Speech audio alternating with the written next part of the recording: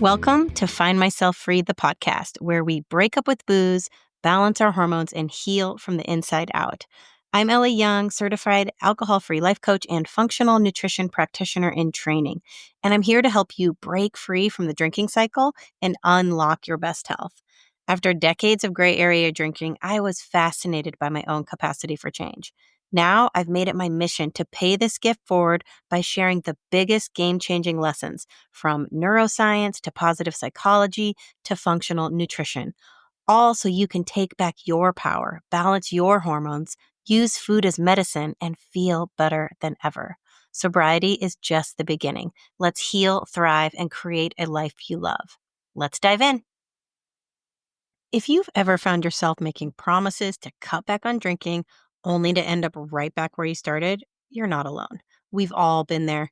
That's why I created Breaking Up with Booze, a free guide with the exact same lessons that took me from a daily drinker to over 4 years alcohol free and thriving.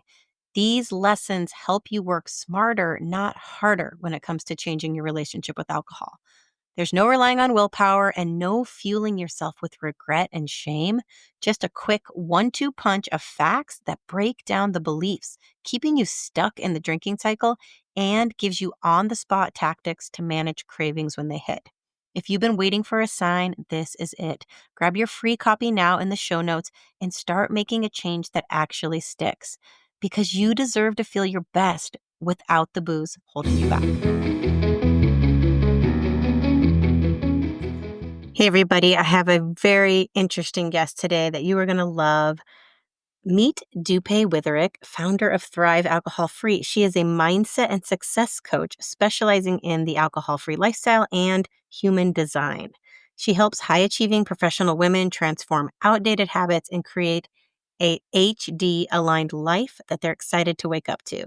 Dupe is passionate about combining subconscious reprogramming, nervous system regulation, and human design to guide women to gain clarity, confidence, energy, passion, and purpose so they can create the dreamiest life they are destined for. She's the author of the international best-selling and award-winning book, A Cocktail of Clarity. She is a speaker and a host of the Thrive Alcohol-Free podcast and the Finding Freedom Retreat in Bali. Dupe is also a judge on the World Alcohol-Free Awards, a marathon runner, and a yoga practitioner. Join me in welcoming Dupe to the show. Hi, everybody, and welcome back to Find Myself Free. I have an incredibly intriguing guest for you today. Welcome to the show, Dupe. How are you? Hi, Ellie. Yeah, I'm really, really well. Thank you so much for inviting me on. Oh, it's my pleasure, truly. You are an incredibly interesting person who has an incredible story to share. I think my listeners are really going to want to follow you and check you out because your story is so unique and you have such a unique take in this alcohol free space. Why don't you share a little bit about your kind of personal aha moment that led you to go alcohol free? Yeah, of course. Well, thank you. I would have always said I was a normal drinker. I probably started drinking properly at university when I went to university, but I'd probably dabbled a bit between sort of 16 and 18. And I remember we would have a glass on a Sunday of wine as we were a bit older. My parents would let us try it. And so, but then I remember really drinking more when I got to university. And the main reason for that was I just remember it being the thing to do, to fit in, to belong. If I think about the first week, we have something called, I'm sure they still do, we have something called Freshers Week, where you join all the clubs, and then the way of introducing yourself to all the new people that are around you is by joining these various events. And a lot of it revolved around drinking. And I was in a hall of residence the first year, and there were probably about 180 of us. And I remember only two people, and it probably wasn't the case, but my memory is there were two people that didn't drink and they were ostracized. No one talked to them. They had no friends. They weren't part of the cool gang. And so you had to drink to sort of fit in to be. And I quite enjoyed it. I had lots of fun, in my teens, late teens, 20s, then went into the corporate world. And again, it was sort of a work hard, play hard environment. it was quite male dominated. And I think, again, to belong, to fit in, you just sort of, followed the crowd and never really questioned it. And uh, at the time as well, I mean, when I was growing up, I think so many things condition us that we're not even aware of, that are just in the background. But Right. things like Sex in the City was around, and we had something called Ladettes, which was all about the women keeping up with the men when it came to drinking. You just had like different things that were making it absolutely normal and fine for women to drink as well as men, and that was just part and parcel of a good week, right? Um so I got into my late 20s, early 30s, had a child as well, and in my early 30s, and then the whole mummy wine culture was sort of there. And again, I think a way to cope with all the changes and this massive, suddenly got this responsibility of a little one, and again, finding new friends as a new mummy. We would, drink a glass of something. I remember I went round to a friend's house when our daughter was about 3, and we had mutual friends, and they were both going to be going to the same school, and so we said we'd catch up before before, during the summer before they started, so at least we knew each other and the girls knew each other before they started the school. And I remember getting there, and she said, "Cup of tea or glass of wine?" And you could tell it was sort of a make or break moment, depending on what I said. And I was like, Right. "Oh, of course, a glass of wine," And then it was like, "Yeah, we're going to hit it off with friends." And so again, it was this whole culture of this is what you do. Right. Then it got to just before I turned 40, I managed to climb Mount Kilimanjaro. And I had this real sense of there's more, and I want to do something more. And I had this epic adventure. It was like life changing.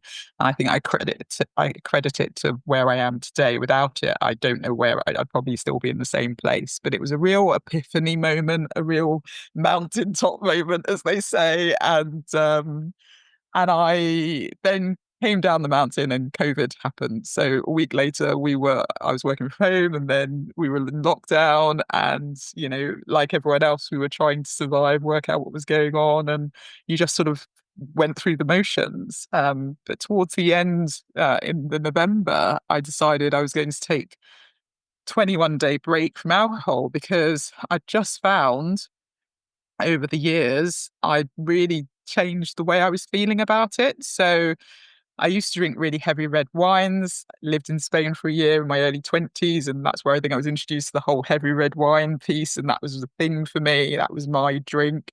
And then I found I couldn't drink it. And from a health perspective, it just didn't seem to settle on me. I'd have a glass and it would give me a headache. And I was like, this isn't fun. So I did it. I stopped drinking heavy red wines. But instead of thinking I'll stop drinking, that was never a thought. It was, I'll drink the lighter red wines. And then it was, okay, I can't drink that anymore. I'll drink white wines. And so I just felt like I was doing it because I had to. There was no, I could not. And so it got to November, and I said I was going to take a 21-day break from alcohol, because I was just a bit fed up, and I just Mhm. felt like it had become such a habit that I was just doing it for the sake of it. And I'm sure, really, from as you hit your 40s as well, it doesn't really agree with you as much. I think anyone who is about to hit 40, it's a good idea to at least reevaluate your alcohol intake. And if you think life can be better without it, in some way, spiritually, emotionally, mentally, or physically, then take a break. Because I just felt like it's not doing me any good.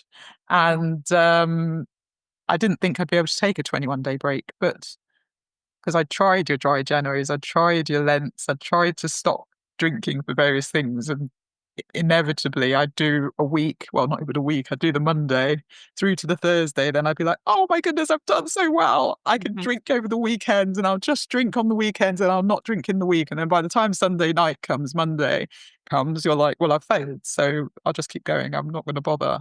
But this was different. And so I managed it. I took a 21-day break. A few things happened in those 21 days that made me think, well, I'll try it. It's doing it for a bit longer. And here we are 4.5 years later. So yeah, it's Wow. been incredible.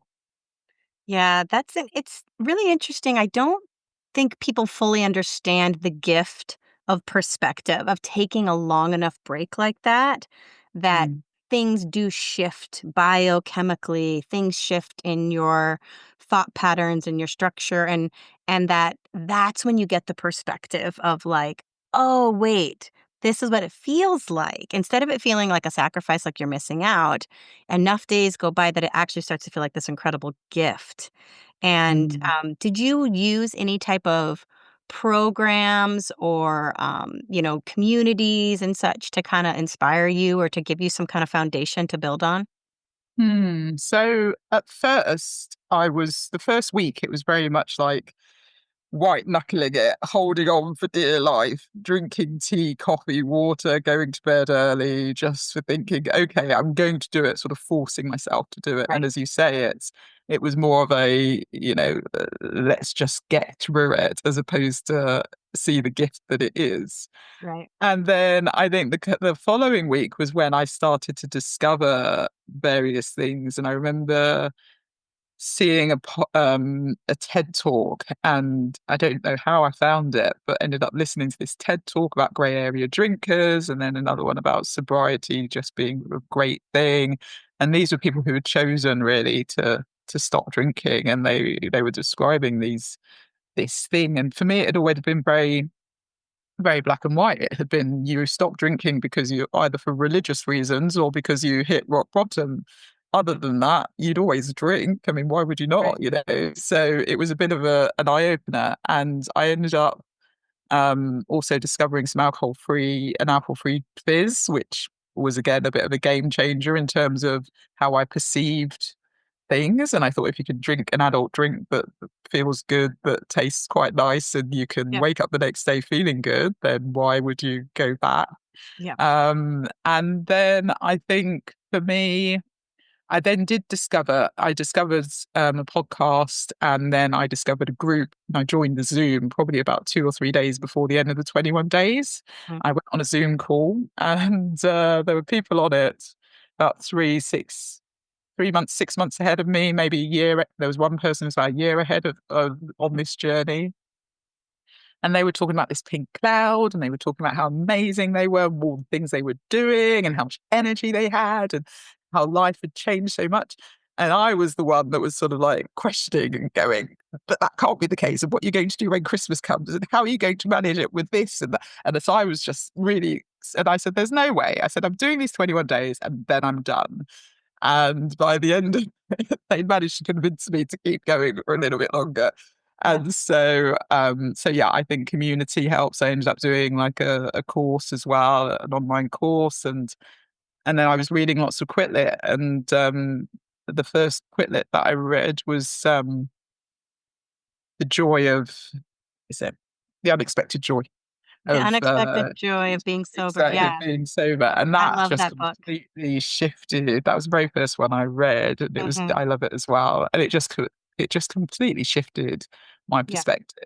And so I think education is key, but then also feeling better and having a lot more clarity and focus and awareness, and right, just those feelings that you get, that you start to think, am I have I just been missing something for right. the past 40 years, thinking that Yeah, this was life and this was living, when actually yeah, it wasn't at all? yeah. So it's new information, communities, and, it's shifting your environments. These are all like really key aspects that I want to emphasize for people that it doesn't just happen because you want Mm, it to happen. It happens because mm, you're making really intentional shifts in the way you think about it, the groups that you're placing yourself in, the content you're consuming. And what's amazing is you've already written a book, and um, yes. a Cocktail of Clarity. That is such a cool title. Um, Oh, thank so you. let's talk about that. What does clarity mean to you now that you're on this side of an alcohol-free life?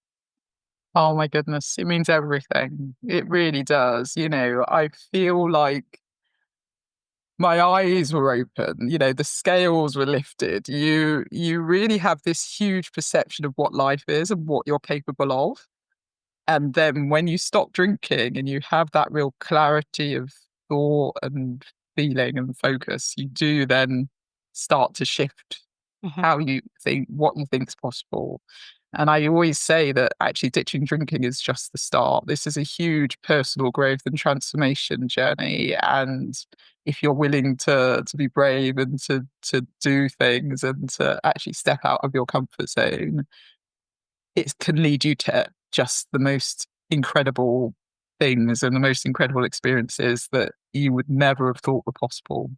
So Right. yeah, so I wrote the book really, Cocktail of Clarity, in the sense that with a cocktail you've got lots of ingredients, but you need one main ingredient, which for me is the ditching drinking, and then it's all the things that are on top of that that then create the life that you want to live. So it's all about how to ditch drinking, embody a joyful new identity, and thrive alcohol free. And it takes you on a journey from foundations to first to freedom, where and the first section, it's really about the education piece: what is alcohol, what it isn't, why you'd want to stop drinking, how to build an alcohol free toolkit and start the journey.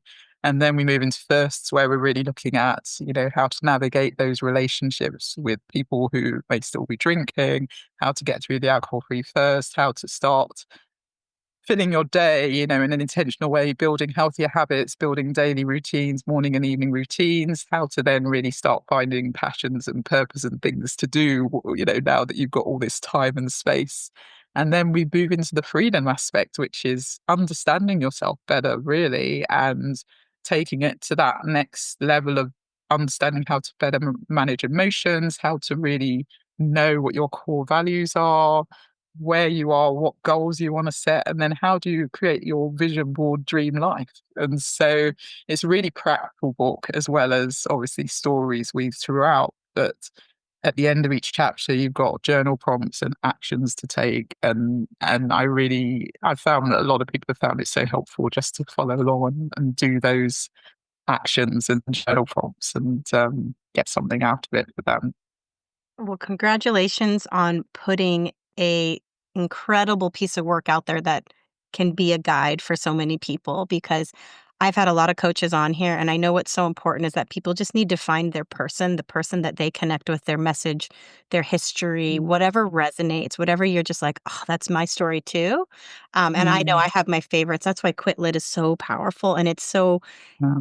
cool that now you have a piece out there that'll live forever for people to find and be like, this is my Bible, if you will, for how I, made it to the other side.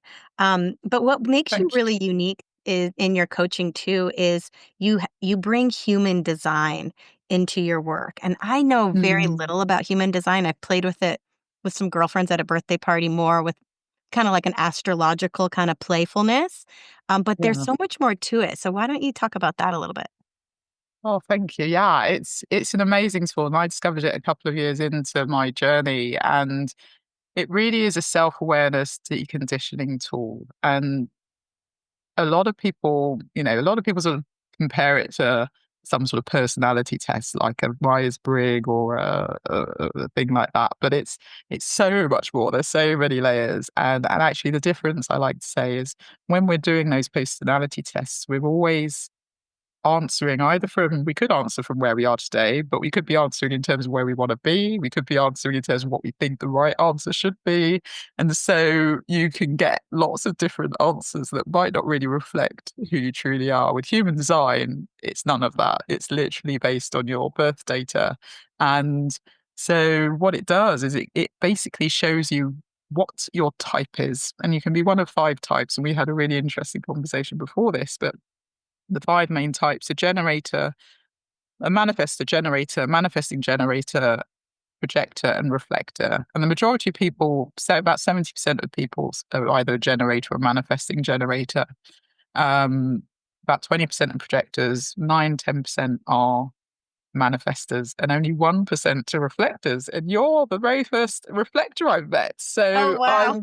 I'm excited about that because there are not many of you at all. And And so what this does is when you know your type, it gives you a clearer view as to who you are, what you're sort of here to do, how to best use your energy, what strategy to use when you're sort of going through life.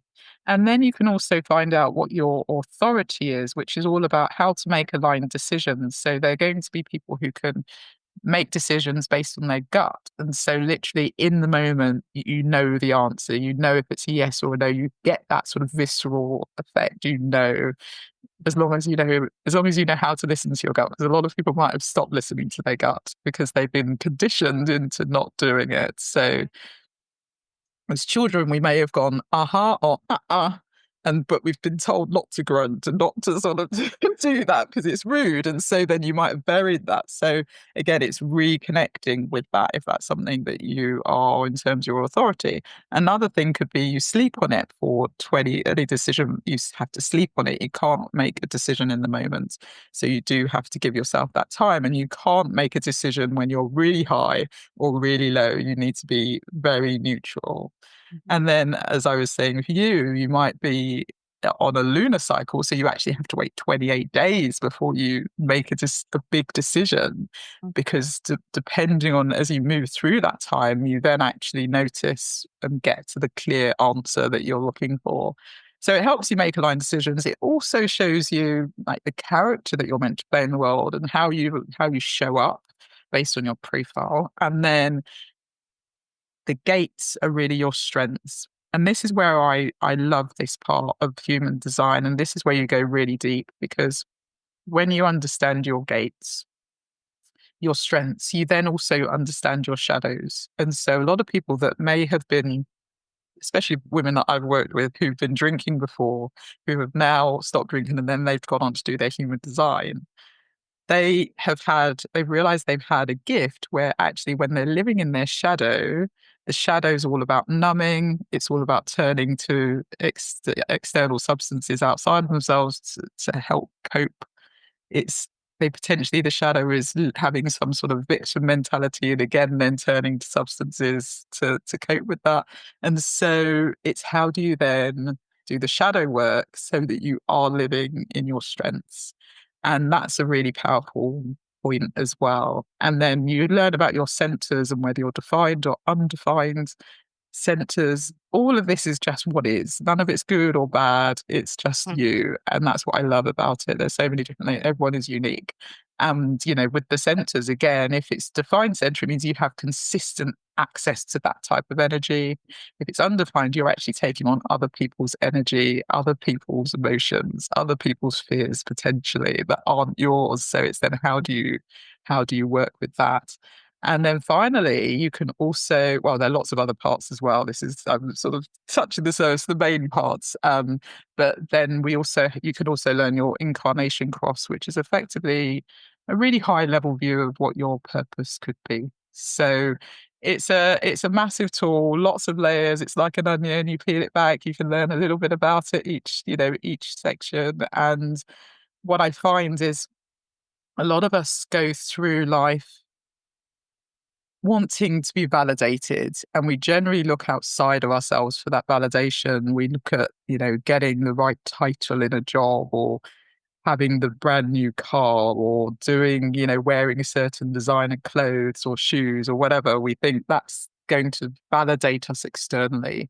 And what human design really does, it's that internal validation. And again, a lot of the clients that I've spoken to are like, you're in my head, you know me, or I've always thought this, but I didn't think I was allowed to do it because I've been conditioned because other people around me are this type. And actually, so I've felt that that's my type versus what is really me. And now I can step into who I am inside. And so it's a beautiful tool.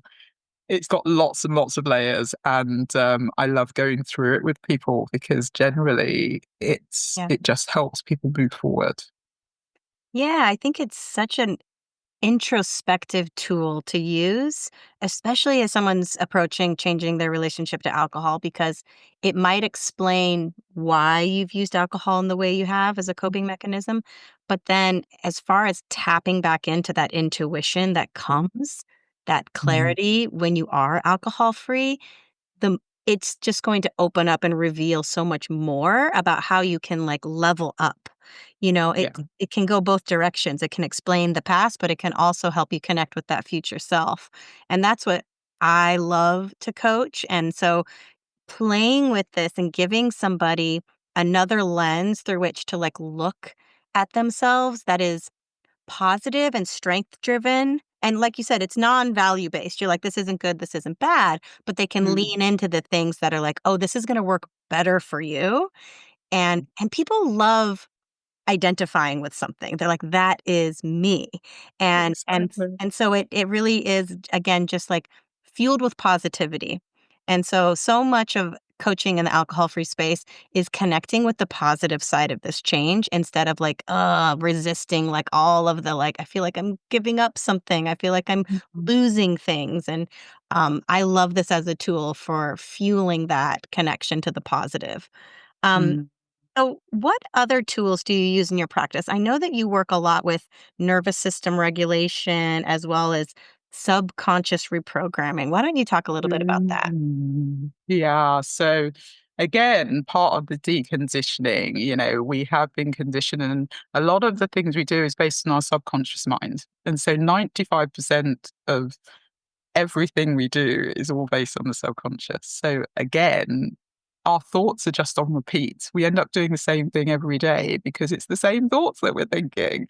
Unless you have something like you stop drinking and you can suddenly see a bit clearer and you want to think differently and work with someone like me about, on your subconscious. But ultimately, we have a choice, but a lot of us just keep going. And so again, when it comes to keeping us in our sort of comfort zone, our subconscious mind's all about that. It's not about stepping out and doing something different because the alarm bells are going off and it's saying, no, we can't do this. This is something different. So again, that's what keeps people stuck. A lot of people feel that if they try to step outside their comfort zone, they feel some sort of fear or they feel like, oh, maybe they shouldn't. That's probably something that you need to do because on the other side of fear, on the other side of your comfort zone is everything you want. And so learning to work with your subconscious mind, learning to actually train it in a different way. I'll give you an example. We said consciously we're not really there's so much information out there. So we have access to millions of bits of information. And but really, what we can take from a conscious perspective is about 40 or 50 bits of information. And so when you think about that, our reality can be anything we want it to be, but it's what are we thinking about? So you might have wanted to buy a car and you've never noticed that car before, but all of a sudden, when you consciously think, I want to buy this car, you'll find you see the car everywhere. That's just an example of that. And so, actually, when you think about it, if we can get our reticular activating system to actually think about things consciously, what we'll see is that these things start showing up. We start actioning it and taking action towards it, but the things that we want show up. And so I like to think that I basically help women gain clarity, confidence, energy, passion, and purpose so they can create the dreamiest life that they want to live. Mhm, And if you have a desire, it means it already wants you. That desire is already out there for you to get. You can get it, mhm, but you have to basically get through a lot of the limiting beliefs, a lot of the fears, a lot of the things that we think we can't, or reasons we think we can't do it to get there and take the action. But we can absolutely get to whatever it is that we want. And so that's the sort of subconscious part. And then I do things like breath work. I do EFT tapping. EFT tapping is an amazing tool, again, to help people just really get rid of those sort of negative emotions and tap in the positive emotions. And again, through tapping on the different meridian points, this really helps you to calm the nervous system and be able to just move forward in confidence. wow, that is so cool that you have so many tools in your toolbox as a coach. Um, I what I always ask coaches is that when we hear these inspiring people and we hear about these lives we want to tap into and stuff, a lot of times there's all these mental roadblocks, if you will, and they can't quite clear the runway. They're like, well, that would be nice. I would love to like make time for breath work and make time for exercise and, to even like participate in a lecture or a webinar, something that's going to shift that mindset. So, what sort of mindset reframes would you give somebody who just is inspired by what they see, but it just seems so off in the distance? Like, wouldn't that be nice? But I'll never be able to like get to do those kind of things. Mm. It's so funny because we're all human, right? Everyone has started somewhere. Everyone we see who's doing amazing things, there's nothing extraordinary about them. We can all do exactly what everyone else is doing and everyone we admire is doing. And really, I think it's all about taking small steps. It's all about not thinking, if someone is 10 years ahead of you in achieving incredible things, you're not going to get there tomorrow. It's taken them however many years. And so what I say is if there's something you really want to do, take that one small step towards it and then do another step and then do another step. You don't have to eat the whole elephant or whatever the phrase is, it's one Mhm. bite at a time. I love the Martin Luther King quote that, take the step and the staircase will appear, because we also think we know what we want, or we see people and we think that's exactly what we want. But then as you go on your own journey, you'll go off in lots of different directions and end up probably somewhere in a completely different direction, but that's where you're meant to be. That's what you're destined to do. But if you don't even take that first step, you'd never know. And it's always, we all do it. We all look at people and we think, oh, well, it's easy for them. Or we compare ourselves and we think that we're not this or we're not that. But comparison is the thief of all joy. It really steals our joy. So all I would say is if there's something you really want, if it's something you want to go after, be curious, Mhm. take one step, Mhm. and then the next step will come, and the next step. And before you know it, that whole staircase is there waiting for you. I love that. Yeah, the way will present itself. You just need to take one step. Um, I love, I read this, I think I read this phrase in your bio and it really like struck me as so powerful. And it was life on fire, not on autopilot. What does that mean to you? Yeah, we, it's again coming back to the subconscious mind. We just do things automatically. We don't think about it. We don't make that conscious thought of, I can actually do something differently. We generally are doing the same thing day in, day out without even realizing. Mhm. And we also have the same thoughts. And generally, they're negative thoughts. A lot of the thoughts we have can be quite negative, and we can be quite critical of ourselves. And so when I talk about life on fire, it's more about you have actually gained control of all of that. You've stopped drinking, you've got that clarity, you've got the focus, you've got the drive, you know exactly where you're heading, and you're not afraid to do it. You're brave to take the step and go after it. And and that all sounds, I'm sure that sounds easy. It's not, but it's it's more of the setting the intention that Yep. that's the direction you want to go in. You're no longer going to live on autopilot. And a practical thing that I'd say that tool that I say to my clients is actually every morning we can choose our thoughts just as we choose our clothes. And so you go out and you go to your wardrobe and you're picking out what you want to wear, but you can also pick out your thoughts. And Mhm. you can actually say, what's the feeling or what's the thought that I want to feel this morning and for the rest of the day? What does that look like? How does that make me feel? So that you actually start the day in a positive way with an intention of actually, this is what I want to experience in my life today. I'm not about all these negative things. I'm about feeling X, and that's actually going to help me propel me forward. And so it's all about intention and then being brave to take the steps that you want to take to live a life that you want to live. Yeah. One little step at a time, just curating. It seems like it all just happens to people, but it's not. It starts with just these little intentional daily choices.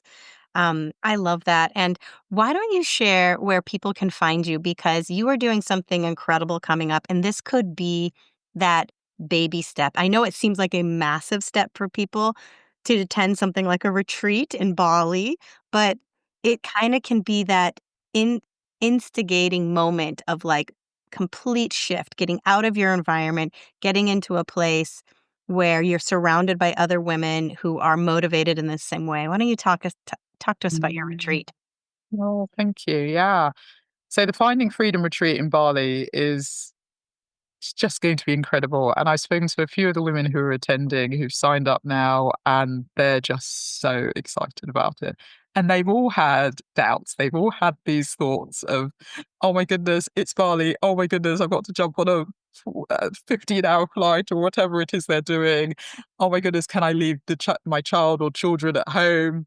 All of the things that go through your mind. But what I think has made them give themselves permission to actually do this is because of the change they know that's going to happen on the other side. It's a 7-night retreat and it's going to be a real transformative experience. I think in-person experiences, in-person retreats are just incredible. Right. And you're right, it completely changes how you feel, who you are. You come back completely on fire, completely on fire. You see things very differently. And I've curated it in a way that it's a full-on retreat, but you also will have some downtime. But every day we'll be doing coaching. We're going to be doing daily coaching. You'll have daily yoga. We're going to have daily women's circles where we can really reflect and go quite deep in terms of limiting beliefs, fears, what we want to, where we want to go, what our dreams are, talking about, now that it's an alcohol-free retreat, you don't have to have been alcohol-free for months and months, but it is an alcohol-free retreat. And it's really, how do I step into my future self, the person that I know is waiting for me? And we'll be doing daily yoga. We've also got we're doing breath work, sound healing. We have got excursions where we're going to go to a cave waterfall and just being in nature and really just experiencing that. We're going on a Bali swing where we'll be swinging across the rice fields and just, that alone is going to make someone let go of anything that might have been holding them back, because I was in Bali for a month last year, and it's a fairly sort of scary thing to, get strapped onto this swing and just swing across but you really feel like you're Yeah. releasing and letting go. We have various healing ceremonies that we'll be doing. And then we're also doing fun things like we'll be doing some Balinese cooking, and we'll be making mala beads and doing various things as well. And it's all curated and designed in a way to really help you, one, step out of your comfort zone, the daily stresses of life, but also really get to see what's inside of you, what you're capable of, what the power that is inside of you that's dormant. And I think we all underestimate that power that's inside of us. And I mean, for me, I went on an experience where there was lots of meditation, lots of visualizations, and we ended up doing a spoon bending 101. And I actually bent a spoon. And Wow. again, you have to be in a certain environment to be able to do that. But Like the again, Matrix? Like like the the Matrix? Matrix, Oh, yes, wow. like the Matrix. And I probably have the spoon somewhere. I keep it very close to me because it's a way of me knowing that that's the power inside me. Give 1 second, I'll show you the spoon. Oh my gosh. But it was so I did it twice. So I've done it What? sort of 2 years in a row. The first time, Oh my gosh. that was What? the spoon that I Bent that with your bent mind? with my mind, yeah. And then this time, the latest time I What? bent it, It has like a little curl in it. there's Whoa. like 3 bends. Whoa. Yeah. So again, experiencing things like this and being in that sort of environment makes you realize what you're capable of. And for me, the amount of energy I felt coursing through me to be able to do something like this Yeah. was an incredible experience. And so the women on this retreat are going to really get out of their comfort zone, but see Yeah. how powerful they are. And I can't wait for it. So if you're interested, then feel free to get in touch. I'd love to have a conversation. You Yeah. can find me, you can DM me on Instagram at Thrive Alcohol Free, or you can head to my website, thrivealcoholfree.com/find your freedom retreat and book a call, find out more information, and I'd love to see you there. Limited spots available, but yeah, it's going Yeah. to be a really intimate, luxurious experience. That's incredible. And yeah, for somebody who just feels like they can't quite create that capacity for change in themselves in their day-to-day routine, it is something like the retreat that gets you out of your comfort zone, gets you out of your routines, your habits, your Mm, environments, and it's just like it shocks your whole body into being like, "Oh my gosh, what am I capable of? Am I capable of bending a spoon with my mind? I don't know." And yeah. speaking of the Bali swing, is this one of those swings where they put you in those like flowing dresses Yes. and then you get Yeah. the photograph of your like, Yeah. oh my gosh, I've wanted to do one of those for a long time. It's in my future at some point. Okay, I'm starting a new trend with my podcast where I do some kind of quick fire questions at the end that are just Ooh, short, sweet, and just to get people to love know you it. a little bit better and spark some interesting conversations. But Yeah. and it can be short little answers. Um, Okay. okay, so what is your go-to alcohol-free drink that still feels like a celebration? Naughty. So that's what I discovered in my the second week or third week of being alcohol free, and it was a game changer for me. And it's Naughty, Noughty, and it's a sparkling fizz that I just love. And I've also had the opportunity in the past 2 years to be a judge on the World Alcohol Free Awards. The results are out now, so you can head to the website and have a look. But I've managed. I this year I tasted over 50 drinks and quite a lot of sparkling wines and kombuchas and other things. So if you want some inspiration, head to that website and you can see all the winners and yeah, Oh, how cool. go for that. I wasn't even aware of this. So it was an alcohol-free award. It's the World Alcohol Free Awards. Yeah, it was Okay. the third year and it's the largest alcohol free competition. We had just under 600 entries, products enter from all over the world. There were 24 judges, again, global judges. And yeah, we each tasted quite a lot, quite a few all blind tasted. And yeah, the Okay. winners have just been announced. So if you head to worldalcoholfreeawards.com/results, you can get some inspiration on drinks. And if you Sure. want my thoughts, then get in touch. I'm happy to share some thoughts Yeah, on I'll put that drinks. in the But show notes. Okay, I mm, have one more fun one for you. If you could put a billboard anywhere with a message for sober, curious women, what would it say? you're not giving up anything, you're only gaining. I love it. Absolutely. Ugh.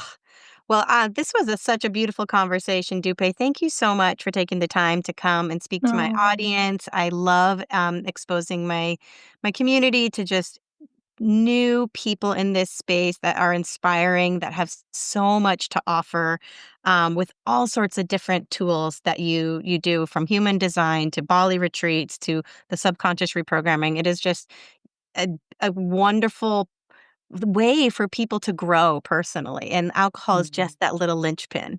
It's literally just the beginning, and then unlocking access to all these other tools is just such a gift. So thank you. thank I'll you. put everything in the show notes for where you can find Dupe and all that she's doing.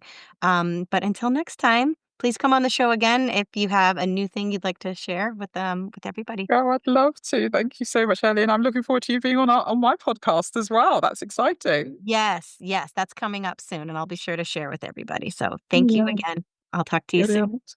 Thanks.